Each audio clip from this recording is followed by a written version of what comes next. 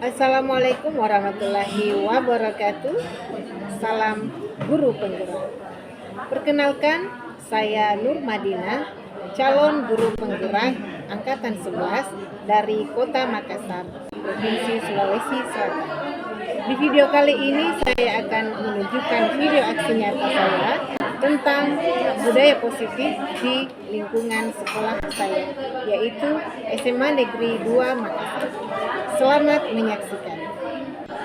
Hey, dengarlah, bangsa telah memanggilmu. Segera wujudkan kreatif dan mandirimu. Hey, lihatlah, muridmu telah menanti. Arahkan jiwa laku dan pikirnya menurut kodrat-kodratnya. Bergerak, tergerak, menggerakkannya dalam inovasi dan karya bentuk arahkan minat bakat kolaborasi bermakna. Pada kesempatan yang baik ini kita kembali memuji dan memuji kebesaran Tuhan yang Maha Kuasa, yang mana pada kesempatan ini kita akan bersama-sama akan mengikuti salah satu program calon guru penggerak berkaitan dengan pengimpasan budaya positif Senin 19 Agustus 2024 atas nama Ibu Nur Madinah SPD, calon guru penggerak angkatan 11. Saya atas nama pimpinan UPT SMA Negeri 2 Makassar memberikan support yang besar kepada teman-teman sekalian, yang mudah-mudahan kesempatan ini menjadi motor penggerak untuk teman-teman yang lain yang punya kesempatan, punya dedikasi yang besar untuk masuk di dalam ruang yang disebut dengan sebagai guru penggerak. Hari ini Ibu Nur Madinah akan berbagi praktik baik dan berdiskusi dengan kita berkaitan dengan budaya positif. Kepada Ibu saya persilakan dengan hormat.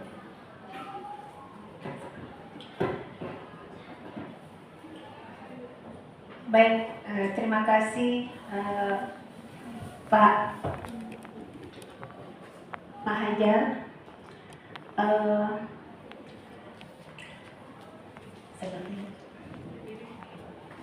Ya, Assalamualaikum warahmatullahi wabarakatuh.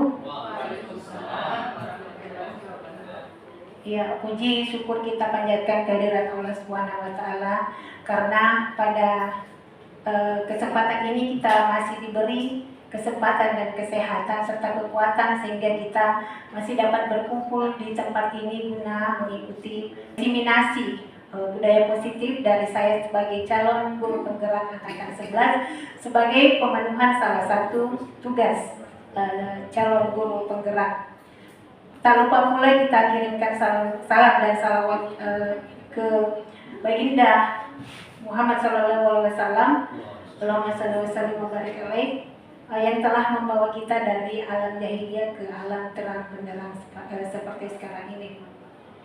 Selanjutnya saya ucapkan terima kasih kepada Bapak Wakasek SDM yang telah hadir di tengah-tengah kita, dan juga Bapak Wakasek Sarana dan Prasarana yang telah meluangkan waktunya untuk mengikuti. Selanjutnya saya ucapkan banyak terima kasih kepada teman-teman yang telah meluangkan waktunya untuk berkenan mengikuti diseminasi budaya positif untuk kita bersama-sama berdiskusi terkait budaya positif yang ada di lingkungan di sekitar kita. Baik Bapak Ibu,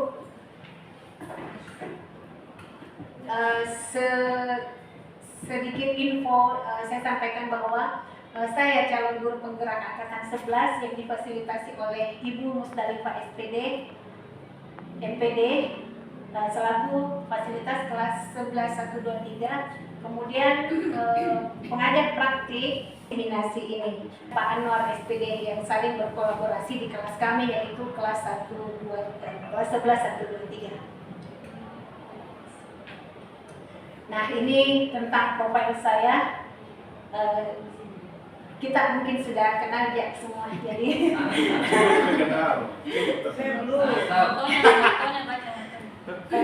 jadi saya Nur Madina, bekerja di SMA Negeri 2 Makassar, dan moto saya adalah setiap anak adalah bintang, pendidikan adalah cahaya yang menerangi jalannya.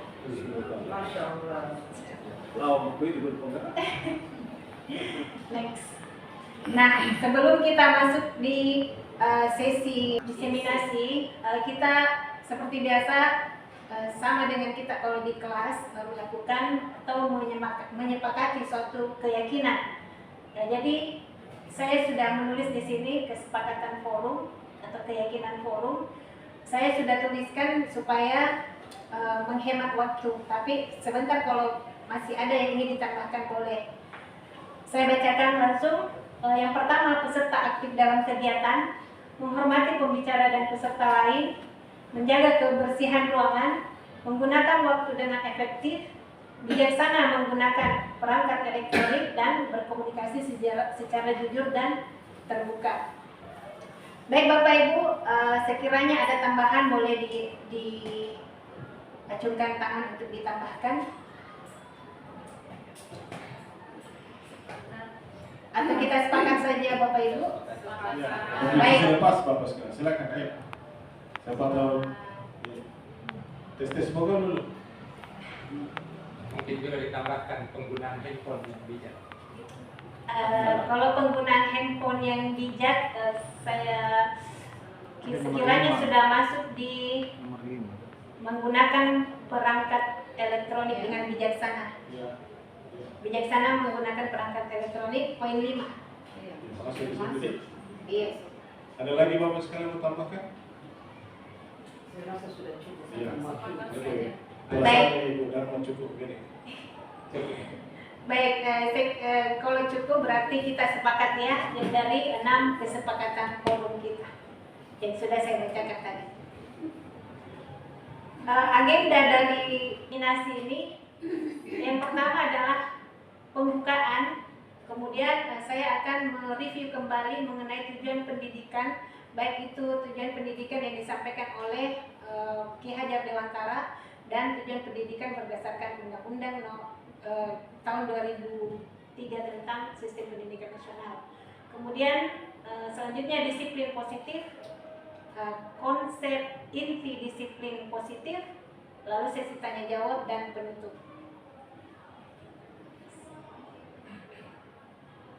Nah, sebelum kita masuk, kita kasih semangat dulu. Ini ice breakingnya, kita ice breaking Bapak Ibu ya, terkait dengan budaya positif. Ice breakingnya kita silakan berdiri dulu Bapak Ibu. Silakan berdiri dulu semua.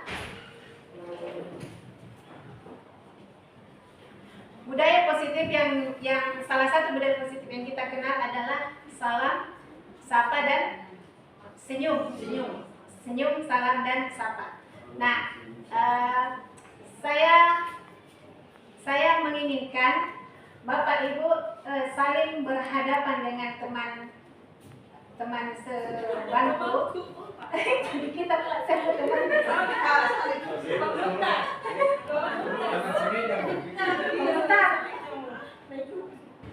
Jadi belakang minum es.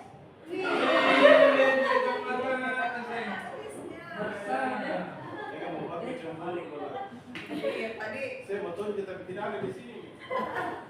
Kan dia memang S. Oh, yes. Oke. Lanjut ya. Di sini SBK-nya kita adalah kita melakukan, karena terkait disiplin budaya positif, kita melakukan hal positif dalam kehidupan kita, yaitu salam, sapa, dan senyum. Tapi satu senyum saja jadi. Ini semua sama saya. Kita saling berhadapan dulu.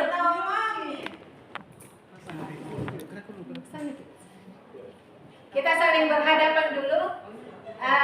Baru tuh ini aturannya, saling berhadapan, saling bertatap, dan lakukan senyum selama Selama 30 detik. Tidak apa-apa dia itu masuk 33. Salah salah senyum. Bisa gitu. Oke, ada masukan. Oke, Bapak Ibu. Tidak apa-apa dia daripada senyum-senyum lalu. Iya. Tidak apa-apa itu langsung masuk 33-nya. Sampai ada masukan dari Bapak bahwa tidak apa-apa masuk Iya, tiga-tiganya. bisa. Tadi saya bilang satu karena takutnya memberatkan, tapi nggak apa-apa katanya masuk tiga-tiganya. Masuk, iya. Senyum, sapa, salam dulu ya, salam, sapa dan senyum. Tapi aturan tentang senyum tetap 30 detik ya, tetap 30 detik. Baik. Kalau kepanjangan gimana? Tidak apa-apa gitu. Masukkan sedikit, Bu. Itu senyum 30 menit.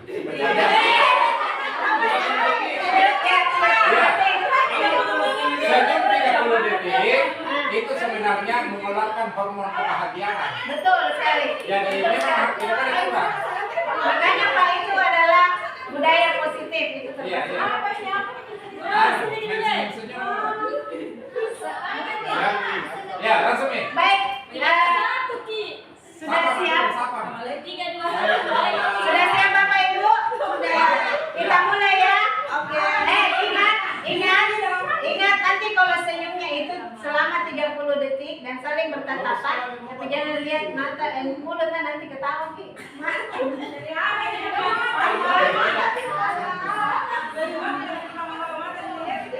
Ya baik, kita mulai ya. 3, 2, 1.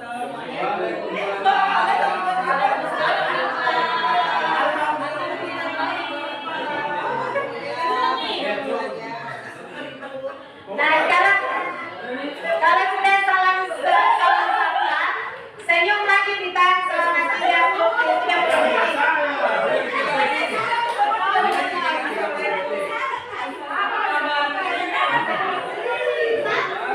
Senyumnya ditahan selama 30 detik. Ingat senyum itu dua-dua Baik, Bapak Ibu, terima kasih. Tepuk tangan untuk kita semua. Oke, lanjut. Bagusnya tuh main senyum-senyum. Nah, sekarang saya mau tanya sedikit bagaimana perasaannya Bapak Ibu? Bahagia sekali. Dapat senyum. Pantas bilang senyum itu seringkali karena bahagia. Baik, oke. Kalau begitu kita lanjutkan ya. Tujuan pendidikan nasional. Tujuan pendidikan itu pertama disampaikan oleh Ki Hajar Dewantara bahwa tujuan pendidikan adalah menuntun ke tumbuh kembangnya kekuatan kodrat peserta didik agar mereka dapat mencapai keselamatan dan kebahagiaan setinggi-tingginya, baik sebagai manusia biasa dan maupun sebagai anggota masyarakat. Nah, jadi tugas kita sebagai seorang guru adalah menuntun, hanya menuntun. Menurut Ki Hajar Dewantara, kita sebagai guru adalah ibaratnya seorang petani atau pekebun yang hanya menuntun atau merawat tumbuh kembangnya tumbuhan itu tanpa bisa merubah takdir apa buahnya. Kayak misal, merawat, artinya mengkawal tumbuh kembangnya agar mereka dapat mencapai kebahagiaan dan keselamatan setinggi-tingginya. Nah, selanjutnya tujuan pendidikan menurut undang-undang menurut undang-undang tahun 2003 tentang sistem pendidikan nasional, yaitu apa Bapak Ibu? Mengembangkan potensi peserta didik agar menjadi manusia yang beriman dan bertakwa kepada Tuhan Yang Maha Esa, berakhlak mulia, sehat, berilmu, cakap, kreatif, mandiri, dan menjadi warga negara yang demokratis serta bertanggung jawab. Nah, hal ini mungkin masuk media nih profil pelajar Pancasila. ada masuk semua dimensinya masuk di situ. Cuma mungkin tadi Iya, mungkin silakan. kita harus hubungkan. Ini kan kemarin baru 17 Agustus ada juga di IKN. Iya, Yang pakai jilbab itu kan dia beriman. Toh? iya. Kenapa diganti dengan yang tidak pakai jilbab? Saya tidak bisa berkomentar tentang itu Pak, karena kalau paskibraka itu setahu saya ada semua ada cadangan. Kan? Tidak, jangan diganti yang pakai jilbab. tetap Yang membawa bendera itu karena kan itu yang pakai jilbab. Tapi ada aturan baru diganti dengan yang tidak pakai jilbab. Itu bermasalah karena di sini kan tujuan pendidikan dia harus beriman dan bertakwa kepada Tuhan yang Esa. Itu kan kalau pakai jilbab dia beriman. Beriman dan bertakwa kepada Tuhan yang Maha Esa bagi yang muslim. Tapi dia muslimah karena perempuan. Iya. Nah itu pertanyaannya kenapa tidak linear dengan ini? Oke baik. Mungkin nanti diskusinya sebentar Pak. Nah? Oh iya, Oke, oke, di situ berbagai positif dan negatif. Nanti selesai dulu Ibu Nurmadina menyampaikan materinya baru kita diskusi.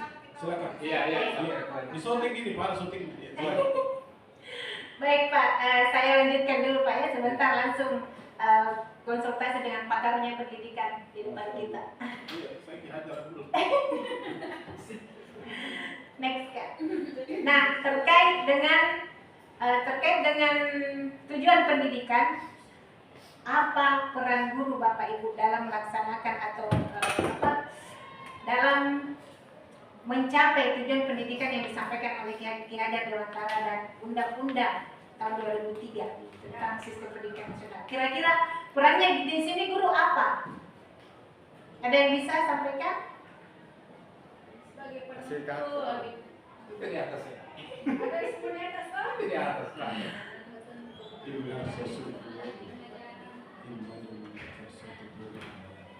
Baik, jadi peran guru adalah tentunya melaksanakan pembelajaran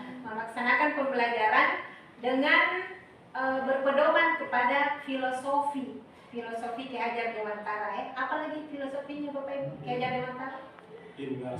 Ingar Sasuntolodo, Ingmat Dia Mamunkarsa dan Tuturi Handayani. Itu juga betul. Di depan dia memberikan panutan atau tuntunan, di depan dia memfasilitasi tumbuh kembangnya peserta didik, dan di belakang dia memberikan dorongan. Di tengah memberikan contoh. Iya, memberikan contoh dan memfasilitasi. Baik, nah dalam semua ini, semua peran guru difokuskan atau tujuannya adalah untuk menciptakan lingkungan pendidikan yang lebih baik. Kan? Untuk menciptakan lingkungan pendidikan yang lebih baik. Nah, salah satu dari upaya menciptakan lingkungan pendidikan yang lebih baik adalah menanamkan budaya positif kepada peserta didik, dan bukan hanya kepada peserta didik, tetapi kita juga guru-guru harus tertanam dalam diri kita budaya positif. Nah, kalau berbicara dengan budaya positif, ada yang bisa menyampaikan Bapak Ibu apa itu budaya positif? Budaya positif. Yang bebas ya. Itu tadi yang 3S. Next. Sapa, senyum. Pengertian yang mesti dimaksud. Pengertian. Kalau pengertiannya menurut saya kalau budaya itu atau Iya, Ibu Dharma silakan. Itu ada. budaya positif sudah ada di atas. Yang lagi baca itu. Jangan baca. Iya, pendapat Abang. Jadi kalau menurut saya budaya itu kan artinya kebiasaan atau yang digali dari peninggalan leluhur. Kalau positif berarti segala sesuatu yang baik, yang mulia, yang sudah tertanam dalam masyarakat. Nah, itu saja. Terima kasih. Iya, baik. Super sekali tepuk tangan untuk Ibu Dharma. Ya, jadi Ibu Dharma mengatakan bahwa budaya itu adalah segala sikap, suasana yang baik yang sudah tertanam. yang baik-baik yang sudah tertanam dari leluhur. Nah, sedangkan positif adalah segala sesuatu yang sifatnya baik-baik saja. Nah, itu dari segi bahasa ya. Baik dan mulia. Ya, itu dari segi bahasa, pengertian antara budaya dan positif. Ada guru bahasa di depan kita. Itu dari segi bahasa. Tetapi kalau dari segi pendidikan, budaya positif dapat diartikan sebagai lingkungan atau suasana yang ditandai dengan nilai-nilai, sikap, dan perilaku mulia. Garis bawahi perilaku mulia yang mendukung perkembangan positif siswa secara holistik, baik dalam aspek akademik maupun non-akademik. Next.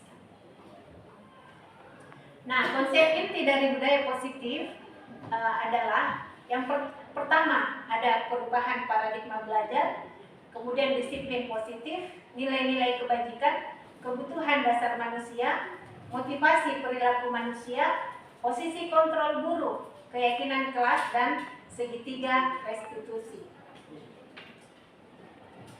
Terkait dengan konsep inti budaya positif ini, kita masuk di yang pertama, yaitu perubahan paradigma. Perubahan paradigma, kira-kira apa yang berubah dari sistem belajar kita sebelumnya dan sekarang ini? Nah, pembelajaran dengan paradigma baru merupakan pembelajaran yang dirancang berdasarkan prinsip pembelajaran berdiferensiasi, sehingga para peserta didik belajar sesuai kebutuhannya berdasarkan tahap perkembangan sesuai teori psikologi modern untuk mewujudkan profil pelajar Pancasila. Nah, jadi kata kuncinya di sini adalah pembelajaran dengan paradigma baru, berarti di sini kita melaksanakan pembelajaran dengan melakukan pembelajaran secara terdiferensiasi. Saya kira dan saya yakin Bapak Ibu di SMA Negeri 2 Makassar ini sudah melaksanakan pembelajaran berdiferensiasi. Next. Lalu disiplin positif. Apa itu disiplin positif? Nah, disiplin positif merupakan salah satu cara penerapan disiplin yang bertujuan untuk menumbuhkan kesadaran serta memberdayakan peserta didik tanpa imbalan atau penghargaan, ancaman, dan hukuman. Ya, jadi disiplin positif itu maksudnya di sini anak-anak melakukan perbuatan atau melakukan sikap, laku, dan perbuatan yang merujuk pada yang baik-baik saja, dan itu anak-anak tidak mengharapkan imbalan, tetapi muncul kesadaran dari dalam dirinya. Gitu ya Bapak Ibu. Nah, sebagai pendidik tujuan kita adalah menciptakan peserta didik yang memiliki disiplin diri sehingga mereka berperilaku mengacu kepada nilai-nilai kebajikan universal dan memiliki motivasi intrinsik dalam perubahan perilaku ke arah yang lebih baik. Nah, terkait nilai-nilai kebajikan, apa-apa saja itu nilai-nilai kebajikan?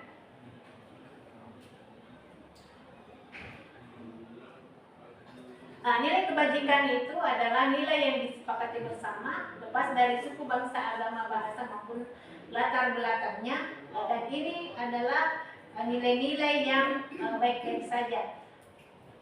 Nilai kebajikan di dalam lingkungan pendidikan, khususnya di sekolah kita ini, saya kira kita sudah berpedoman kepada 6 dimensi profil pelajar Pancasila ya Bapak Ibu. Yang pertama apa?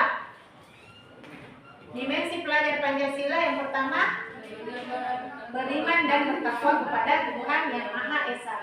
Yang kedua dan berakhlak mulia. Yang kedua berkebinekaan global. Yang ketiga gotong royong, mandiri, kreatif, dan bernalar kritis. Inilah nilai-nilai kebajikan yang akan kita tanamkan dan mungkin sekarang sudah sedang berjalan kepada peserta didik kita. Next. Nah, berdasarkan hal itu,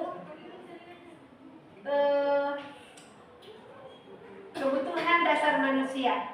Nah, kebutuhan dasar manusia adalah segala sesuatu yang kita lakukan untuk mendapatkan apa yang kita inginkan. Seluruh tindakan yang kita lakukan memiliki tujuan tertentu dan semua usaha terbaik yang kita lakukan adalah dalam rangka agar kebutuhan dasar kita terpenuhi dengan baik. Nah, terkait dengan berbicara mengenai kebutuhan dasar manusia, apa kira-kira kebutuhan dasar manusia, Bapak Ibu?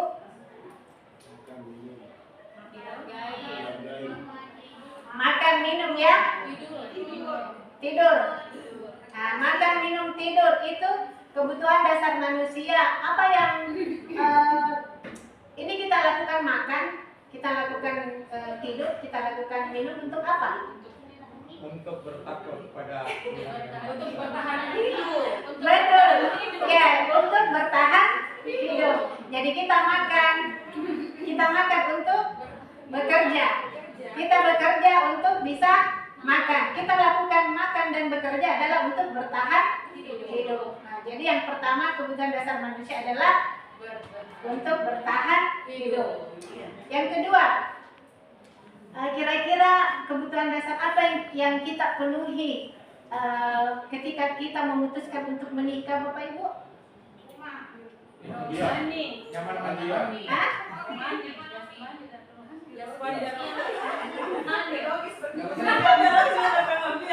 Kalau saya itu ya lu senang. Ya oke. Cinta. Ya. Kebutuhan apa ya? Kira-kira kebutuhan apa yang Bapak Ibu penuhi dalam diri Bapak Ibu pada saat memutuskan untuk menikah? Disayangi. Salah satunya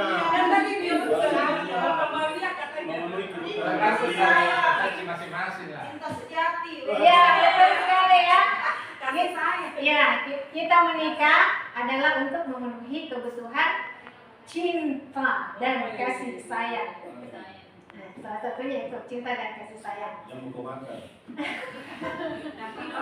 Makan itu cinta. Makan itu cinta.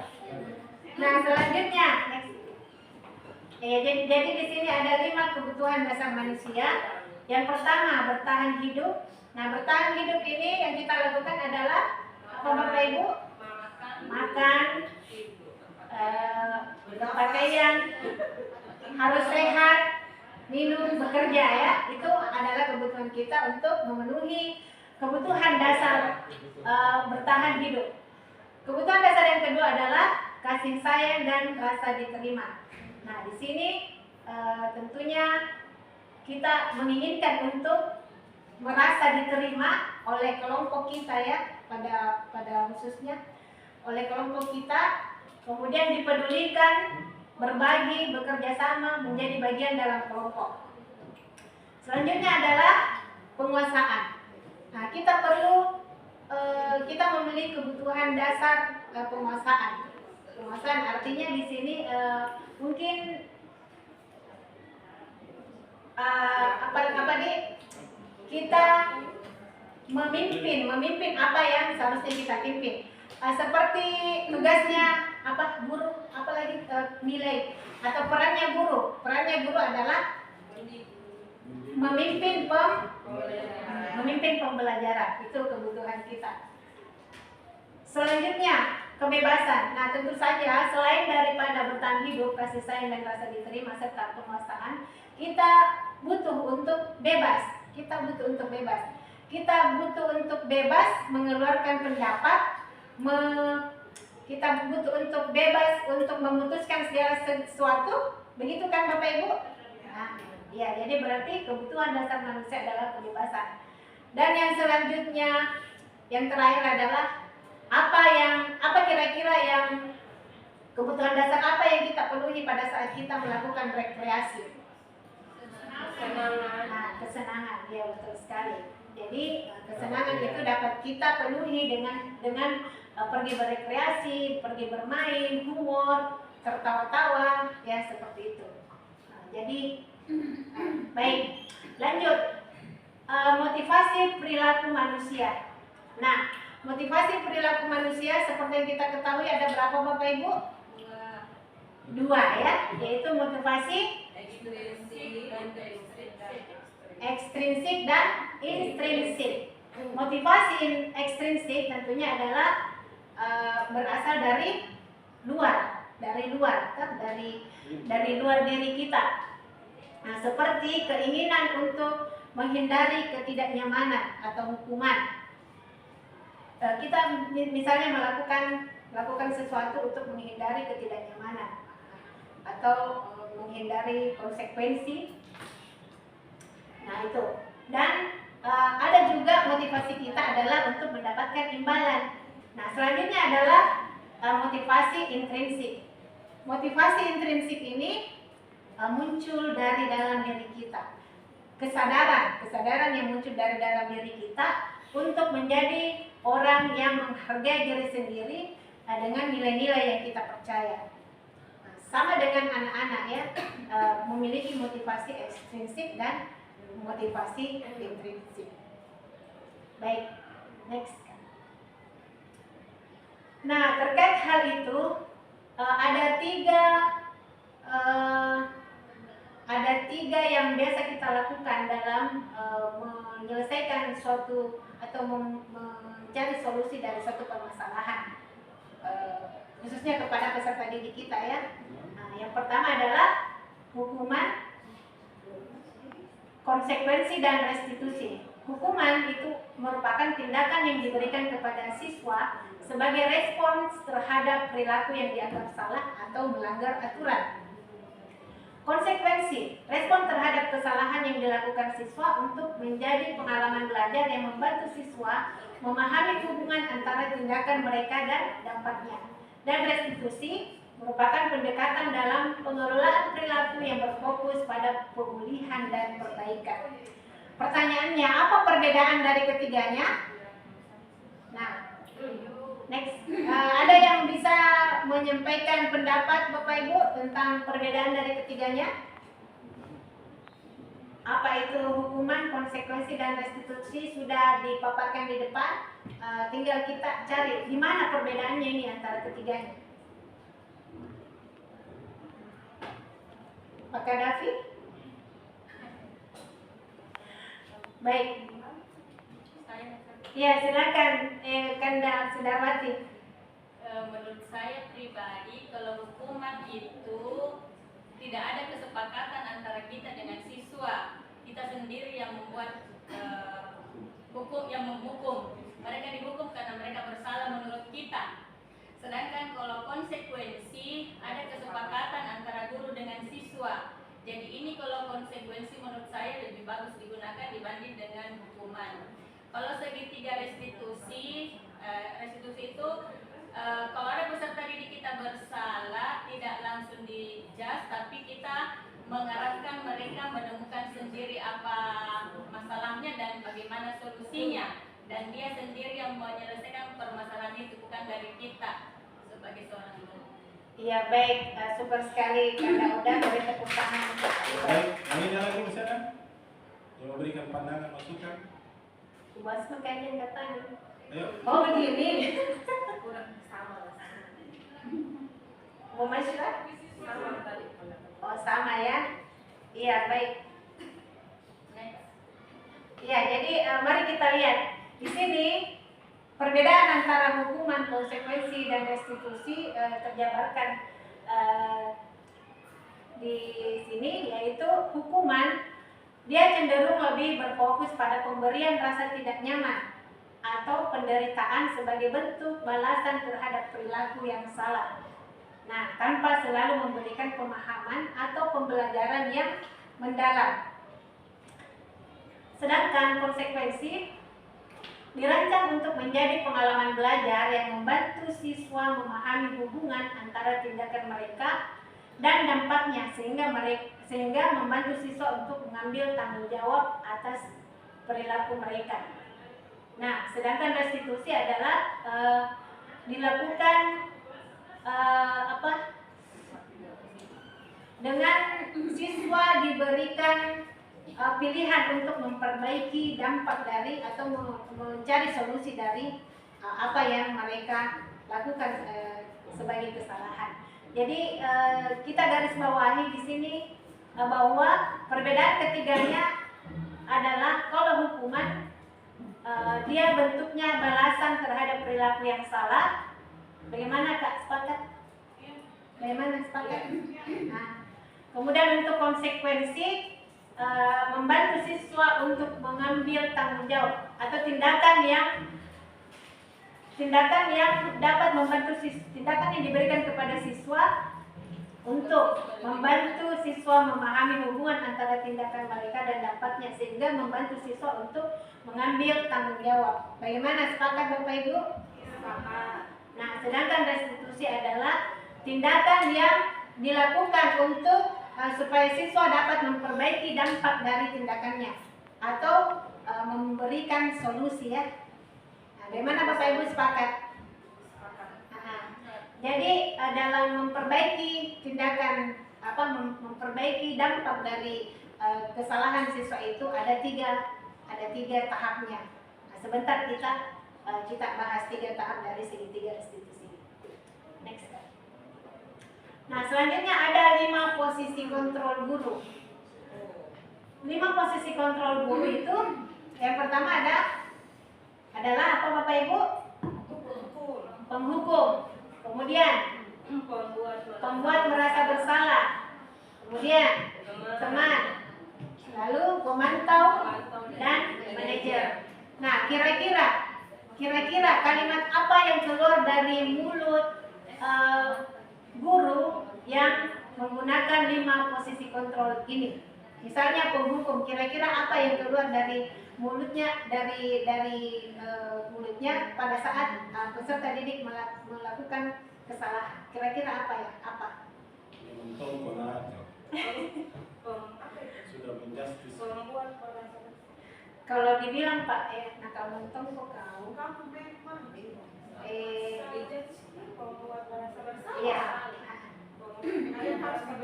Memberi rasa bersalah. Kira-kira apa kalau penghukum? Berdiri di depan kelas. Iya. Langsung diberikan hukuman ya. Kau salah. Berdiri kau di depan kelas dan hukumannya itu tidak ada hubungannya dengan apa yang dia langgar. Betul tidak Kak? Iya. Yang penting terhukum. Yang penting terhukum Ki. Tulis ini sampai 10 halaman. Iya, tulis ini sampai 10. Padahal kesalahannya adalah apa? Tidak ada hubungannya. Nah. Lalu pembuat rasa bersalah, kira-kira apa kalimat yang keluar? Membuat rasa Kau itu terlambat kok. Saya malu di depannya kepala sekolah sebagai wali kelasmu. sudah terlambat.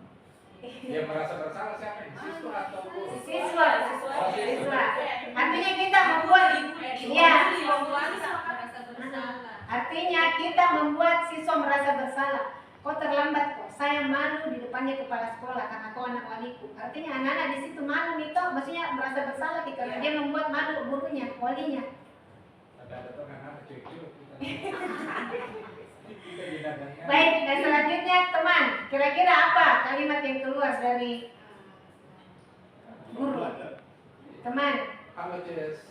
Dari mana Ki? Kenapa bisa? Kalau gitu toh? Dari mana Ki? Kenapa bisa? Main gitu biasa. Selanjutnya pemantau. Kira-kira apa yang keluar dari mulut dari kalimat apa yang keluar?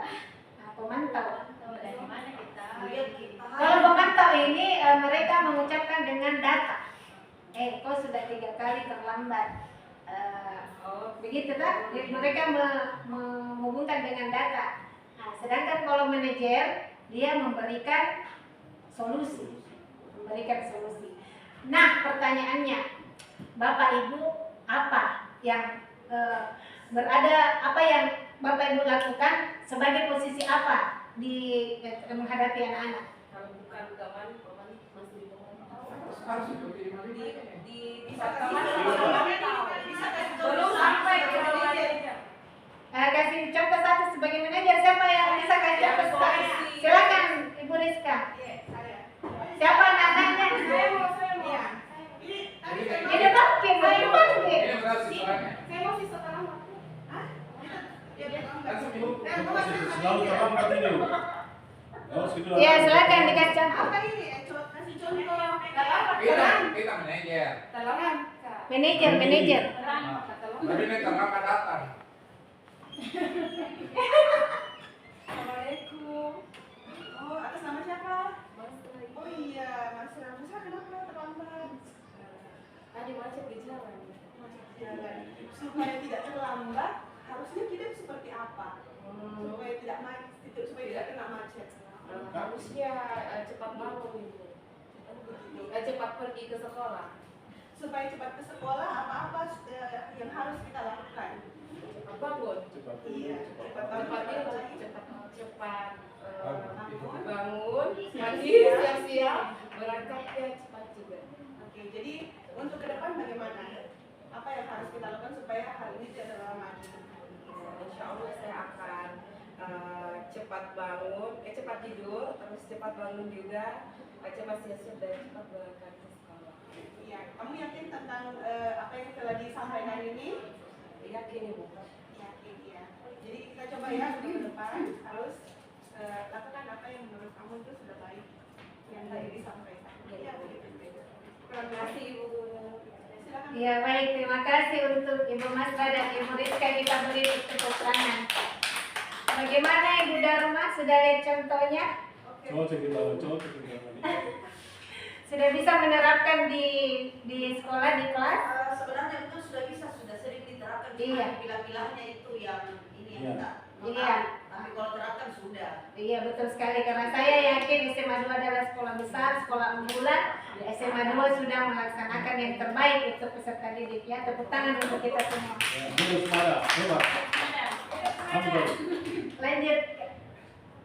Nah, lanjut lagi. Lanjut. Ini contoh penerapan 5 posisi kontrol. Apa kita bahas Bapak Ibu, karena saya pikir mengerti makin semua. SMA 2 memang betul-betul luar biasa. Nah, misalnya toh ada kasus siswa tidak memakai atribut lengkap saat upacara bendera. Nah, posisi penghukum mengeluarkan kalimat atau menghukum anak-anak hormat pada bendera selama 1 jam. Nah, itu sebagai penghukum. Kemudian pembuat merasa bersalah ini mengeluarkan kalimat yang membuat anak-anak merasa bersalah. Nah, seperti berapa kali Ibu kasih tahu Ki bilang jangan kita terlambat, tapi selalu kita terlambat. Kalian kasih kecewa kan? Kita kasih kecewa kan? Artinya anak-anak di sini dibuat merasa bersalah mengecewakan gurunya. Next kan. Lalu posisi kontrol sebagai teman. Posisi kontrol sebagai teman, di sini kalimat yang bisa kita sampaikan adalah, ayo dong ikuti aturan sekolah, tolong bantu ibu ya kali ini, ya sudah tidak apa-apa, lain kali jangan sampai berbuat seperti ini lagi ya. Artinya di sini kita dirayu ke anak-anak tuh, sama seperti teman merayu anak-anak untuk tidak melakukan kesalahan lagi. Lalu posisi pemantau. Kalimat yang mungkin keluar dari posisi pemantau adalah, kamu sudah melanggar peraturan sekolah. Kamu tahu konsekuensinya, setelah upacara kamu beli atributnya ke koperasi dan jangan diulangi lagi. Next step. Nah, terus posisi manajer, posisi kontrol manajer. Kalimat yang mungkin keluar dari posisi kontrol manajer adalah, apakah kamu tahu, sama seperti yang diperhatikan tadi Ibu Rizka dan Ibu Masra ya, Ibu Rizka menanyakan, apakah kamu tahu kesalahanmu, lalu kira-kira apa yang kita akan lakukan untuk memperbaiki kesalahan tidak datang terlambat lagi. Nah, sama seperti itu. Artinya di sini anak-anak dicarikan, ditanya dulu apa yang membuat dia datang terlambat, kemudian dicarikan solusi. Artinya dia yang menemukan solusi sendiri. Ada 3 sebenarnya ini langkahnya, yaitu menstabilkan identitas, lalu memvalidasi kesalahan dan menanyakan keyakinan. Sama seperti yang diperhatikan tadi dengan oleh Ibu Rizka dan Ibu Masra. Next. Nah, sekarang ada latihan untuk kita Bapak Ibu. Posisi kontrol apakah aku? Membuat rasa bersalah. Nah, saya kecewa sekali dengan kamu. Nah, posisi kontrol membuat rasa bersalah. Mari kita lihat jawabannya. Iya, betul sekali itu, Mas. Selanjutnya, kamu tidak pernah benar melakukannya. Posisi kontrol apa ini? Pemantau. Bukan. Masih posisi hukum barang. Mari kita lihat jawabannya. Penghukum. Iya, betul sekali. Kamu tidak pernah benar. Mungkin ini ada kalimat setelahnya. Penghukum ya. Next. Apa rencanamu untuk menyelesaikan masalah ini? Manajer. Saya kira kita semua sudah paham di sini. Ayolah, lakukan demi Bapak Ibu ya. Teman, ya betul sekali. Lanjut. Nah, kamu tidak pernah mendapat nilai jika tidak mengerjakan tugas. Kamu tidak pernah mendapat nilai jika tidak mengerjakan tugas. Kira-kira apa Bapak Ibu? Pengintai. Karena Pemantau. yang belum Di kelas akselerasi nih, Pak. Memantau ya. Lalu selanjutnya, ketika anak-anak melakukan kesalahan, tentunya yang kita lakukan Bapak Ibu selama ini adalah menanyakan keyakinan kelas. Nah, sebelum kita masuk mengajar di suatu kelas tertentu, kita buat dulu keyakinan kelas. Nah, keyakinan kelas ini sebagai pedoman, sebagai sebagai pada saat anak-anak melakukan kesalahan, maka kita kembalikan ke keyakinan kelas yang mereka sepakati bersama. Karena keyakinan kelas itu bukan kita yang buat, dia sendiri yang buat. Maka kita tanyakan, kenapa kamu langgar keyakinanmu? Kamu sendiri yang buat, kenapa kamu langgar? Apa yang akan kamu lakukan untuk memperbaiki kesalahanmu? Jadi posisi kontrol yang harusnya Bapak Ibu, dan memang kita sudah laksanakan di sekolah ini adalah posisi kontrol apa Bapak Ibu? Manager. Iya. Next Kak. Nah, selanjutnya pembentukan keyakinan kelas itu dapat bersifat abstrak berupa pertanyaan universal.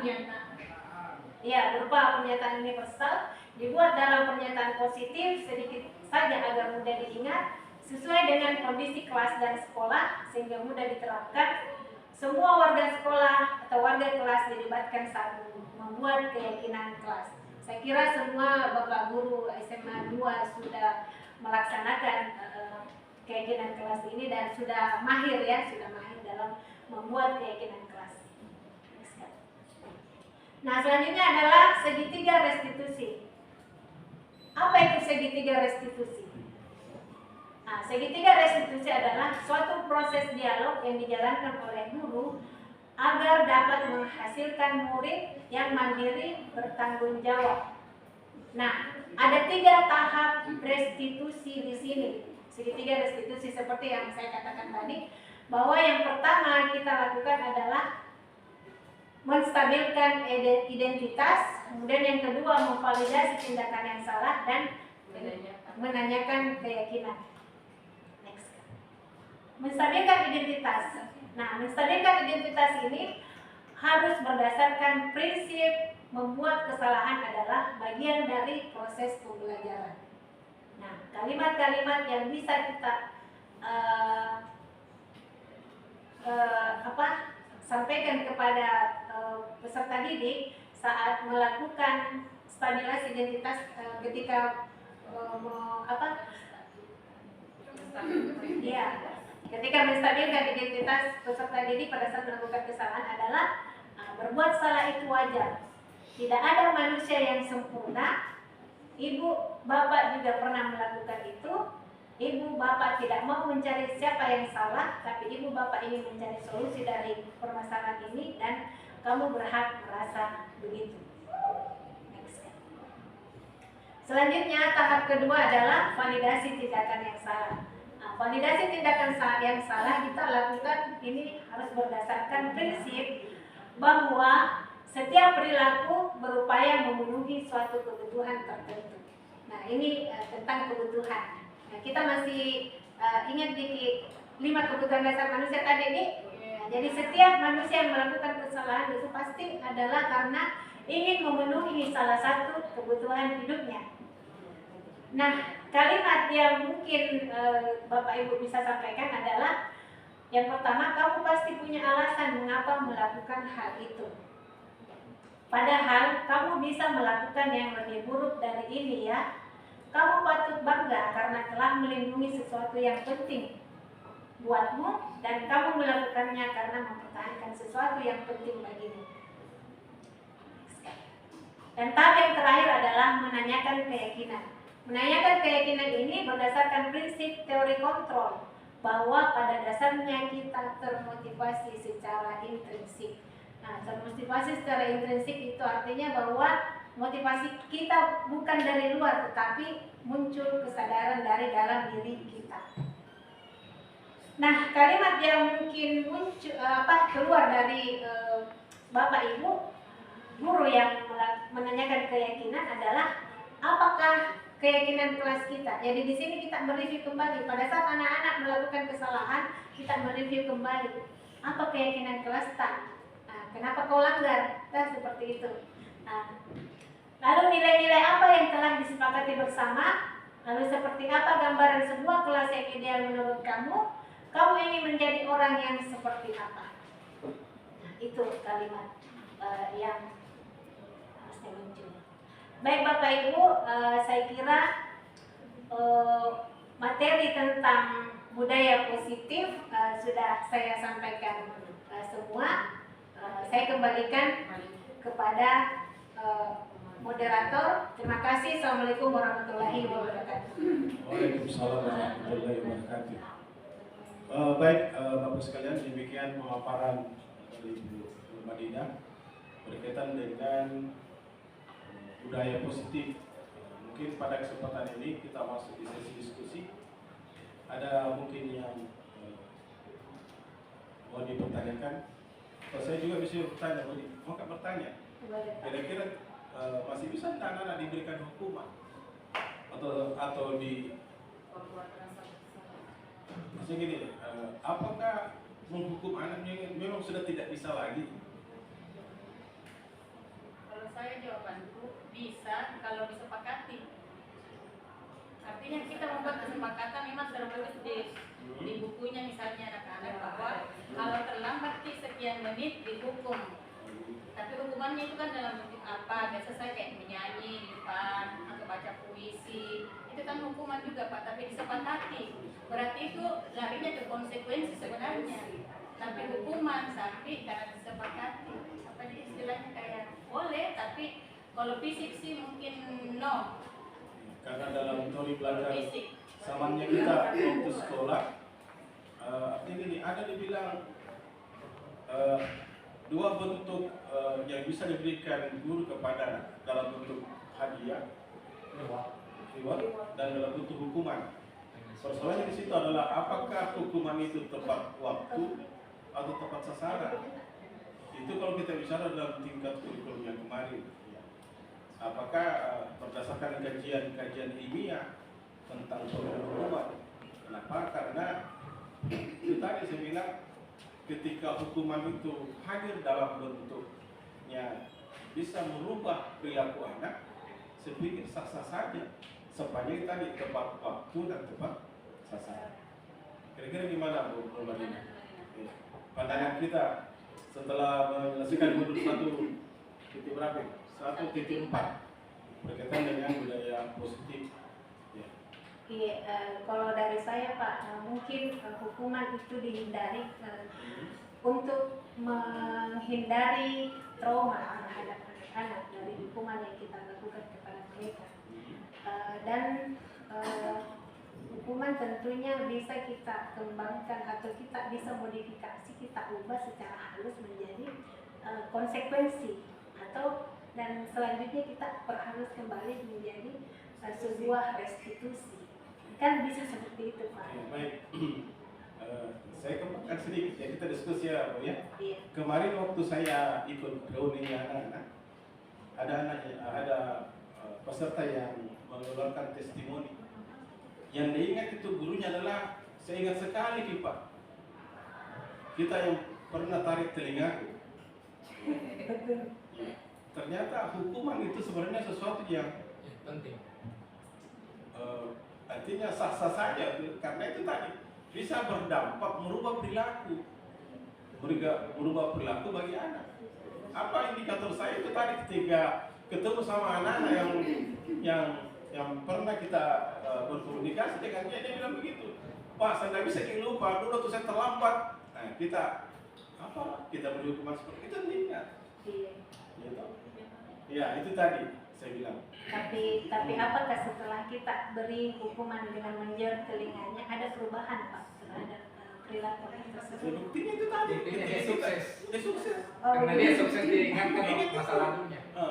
Itu tadi. Gitu ya. Ya saya tidak tahu kajiannya seperti apa di dalam apa istilahnya kurikulumnya guru penggerak seperti apa. Tapi kan ini secara kajian akademik itu bisa dijelaskan bahwa hukuman tidak selalu berdampak negatif bagi peserta didik. Itu bisa kita jelaskan kepada itu diskusi. Silakan Bapak sekalian, ada lagi mau bertanya kepada Ibu Nurmadina untuk silakan Ibu Dar bisa di. Saya udah masuk supaya ada foto-foto tadi sini dan bagaimana kamu dibuat anunya dokumentasi yang dikirim ke tim. Dan ada fasilitatornya Ibu Nurmadina yang harus menilai di kegiatan kita. Terima kasih Bapak Moderator. Assalamualaikum warahmatullahi wabarakatuh. Selamat siang, terkhusus buat Bu Santi dan Kanda Rosmini. Luar biasa materi, banyak ilmu yang saya pribadi dapatkan tadi dari Adinda materi. Gini, saya cuma mau minta pendapat tentang yang pernah saya lakukan atau agak sering saya lakukan. Misalnya gini, jadi saya mau tanya itu, apakah tindakan saya ini tepat, kurang tepat, atau sama sekali tidak tepat? Contoh, ada siswa yang minta izin keluar ke kamar mandi, lama balik. Jadi ketika dia balik, saya bilang, kenapa nggak lama sekali, Ki? Kan macam-macam alasannya. Ditanya sebenarnya dari kamar mandi ada aroma makanan, jadi sih dulu di kantin buat ke kelas. Jadi saya biasa bilang begini, tadi kita bahas tentang misalnya Bandung Lautan Api. Kita cari dulu apa penyebab terjadinya Bandung Lautan Api, baru boleh kita bergabung dengan teman-teman. Terserah materinya mau dicari di luar biar kita konsentrasi atau di sampingnya ibu. Itu. Terus yang kedua yang kadang saya terapkan gini, anak-anak kan kadang-kadang agak sulit ditegur, marah juga salah. Jadi saya biasa begini, saya bertanya dulu kepada siswa yang saya yakin dia bisa jawab. Nah, baru sebelum dia menjawab saya bilang begini, cepat mah kita anak menjawab. Segitu juga Ustaz yang menjawab. Langsung dia bilang, itu tidak Bu, tapi harus nak. Apakah itu salah, tepat, kurang tepat, atau salah sama sekali? Terima kasih. Baik. Ini pertanyaan ini susah-susah sekali. Ayo Bu Nurmadina, ada yang mau ditanggapi, silakan. Iya baik, terima kasih Kanda Dharma atas pertanyaannya. Pertanyaan pertama itu apakah tindakannya Kanda Dharma tepat, kurang tepat, atau tidak tepat? Kalau mengenai kasus bahwa ada peserta didik yang keluar minta izin ke WC dan kembali lama dan ternyata sampai di kelas dia berbau makanan. Ya, jadi seperti yang saya katakan tadi bahwa lalu Kanda Dharma apa tadi yang dilakukan meminta kepadanya untuk menyelesaikan kewajibannya, tugasnya, sanksinya. Menurut saya itu sudah tepat Kak, karena sebagaimana saya sampaikan tadi ya bahwa ada 5 kebutuhan dasar manusia. Yang pertama adalah kebutuhan untuk bertahan hidup. Mungkin saja anak ini lagi lapar lagi lapar, atau pasti dia lapar karena dia ke kantin untuk makan. Jadi di sini dia apalagi memenuhi kebutuhannya untuk bertahan hidup. Nah, pada saat itu tapi salahnya karena dia mengatakan bahwa akan ke WC. Nah, itu. Sedikit mungkin saran, mungkin Kak Dharma hanya meluruskan atau meminta kepada peserta didik tersebut untuk berkata jujur ya Kak Dharma. Nah, berkata jujur. Jadi selain kita tugas kita sebagai pengajar menuntun anak-anak, tugas kita juga adalah menanamkan nilai-nilai kebajikan universal kepada anak-anak. Salah satunya adalah kejujuran. Nah, seperti itu. Itu untuk yang pertama. Terus yang kedua, apa tadi itu kasusnya kedua? Menyelesaikan tugas di dalam kelas.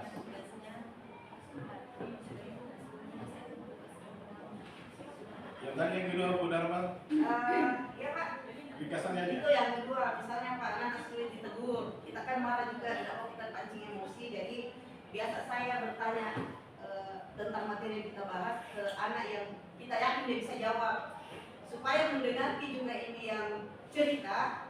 Sudah cepat bagi tahu menjawab. Nah, si ini juga mau menjawab, pasti kan dia langsung cari tahu jawabannya. Begitu Pak, apakah tepat atau tidak? Berarti itu termasuk pendorong ya Kak Dharma ya. Iya, jadi betul Kak Dharma sudah melaksanakan filosofi Ki Hajar Dewantara, yaitu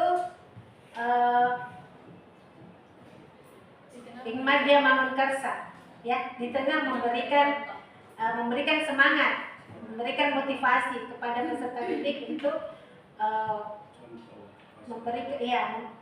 untuk mengerjakan tugasnya dengan baik. Nah, seperti itu. Karena kita sebagai guru itu melaksanakan pembelajaran harus sesuai dengan tujuan pendidikan dan filosofi Ki Hajar Dewantara. Baik itu tujuan pendidikan yang disampaikan oleh Ki Hajar Dewantara dan tujuan pendidikan berdasarkan Undang-Undang tahun 2003 tentang Sistem Pendidikan Nasional seperti yang saya sampaikan tadi. Baik. Oke, baik, Bu Dharma sudah cukup. Oke, baik, ada lagi Bu sekalian terakhir, satu lagi, karena kita sudah ada 2 jam pelajaran kita sudah gunakan.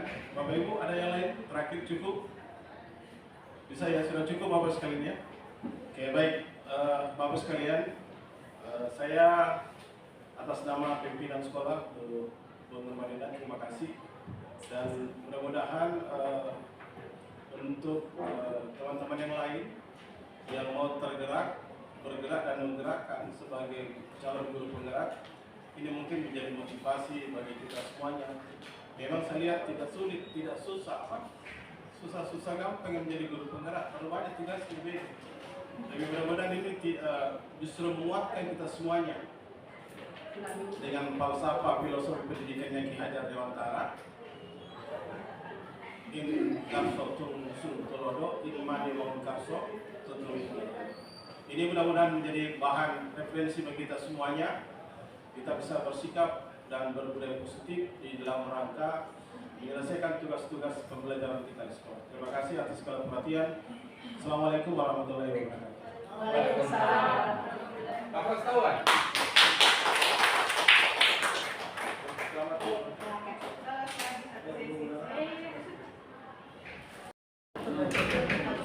Demikian video aksi nyata saya. Semoga dapat menginspirasi untuk teman-teman semuanya. Akhir kata, semoga tergerak, lekas bergerak, dan mari menggerakkan. Wassalamualaikum warahmatullahi wabarakatuh.